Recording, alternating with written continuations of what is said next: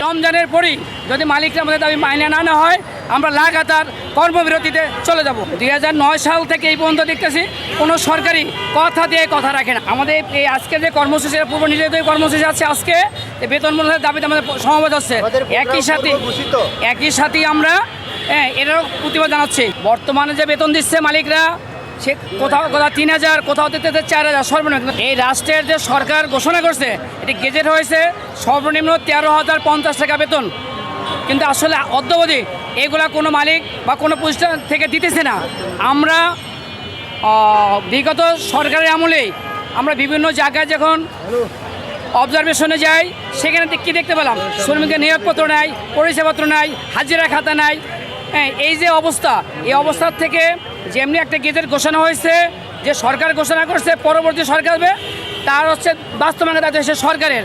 কিন্তু আমরা বিগত দিনে 2009 সাল থেকে এই পর্যন্ত দেখতেছি কোনো সরকারি কথা দিয়ে কথা রাখে না। তাই আমরা চাচ্ছি আগামী দিনে সুন্দর শৃঙ্খলভাবেই আন্দোলন সংগ্রামের ভিতর দিয়ে আমাদের দাবি আমরা আদায় করে নেব। দাবি না মানলে কী করবেন? দাবি না মানলে আমরা পরবর্তীতে, আমাদের পূর্বেই সিদ্ধান্ত দেওয়া আছে যে সারা বাংলাদেশের শ্রমিকদের কর্মবিরতি, মানে ধর্মঘটের কথা বলা আছে, আমরা সেটাকে স্থগিত করছি। সেটাকে আমরা কিন্তু করি নাই, আমাদের কর্মসূচি স্থগিত আছে।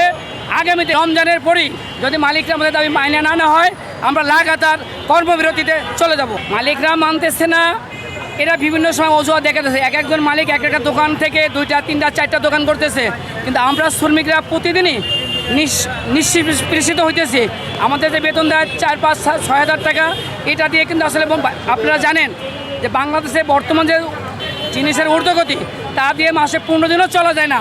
কিন্তু এমনই একটি সমাজ আমরা বসবাস করি, এরা মালিকরা এই মাহে রমজানে এরা কী করে, একটা হোটেল ব্যবসা করে এরা মার্কেটিং করতে যায়, কানাডা, সিঙ্গাপুরে, বিভিন্ন দেশে তারা মার্কেট করতে যায়। কিন্তু আমরা বাড়ি যে যাব তারও কোনো গ্যারান্টি নাই। ইতিপূর্বে শুনতেছি অনেক দোকানে মালিকরা তারা যে ছুটি দিবে না, অনেক দোকানে তারা বোনাস দেবে না, অনেক দোকানে আমাদের বকেয়া বেতন সেটাও তারা দিবে না। এর অবস্থা আমাদের বন্ধু। বাংলাদেশ হোটেল রেস্টুরেন্ট মিষ্টি বেকারি শ্রমিক ইউনিয়ন, আর আমরা এই সংগঠনটি বাংলাদেশ ইউনিয়ন সংঘের অন্তর্ভুক্ত। 1984 সালে এই সংগঠনের জন্ম। এই সংগঠনের সমগ্র বাংলাদেশে প্রায় এই সেক্টরে প্রায় 40 থেকে 45 লাখ শ্রমিক আছে, কিন্তু আমাদের সংগঠনের কার্যকরী সদস্য আছে প্রায় 40,000-এর উপরে।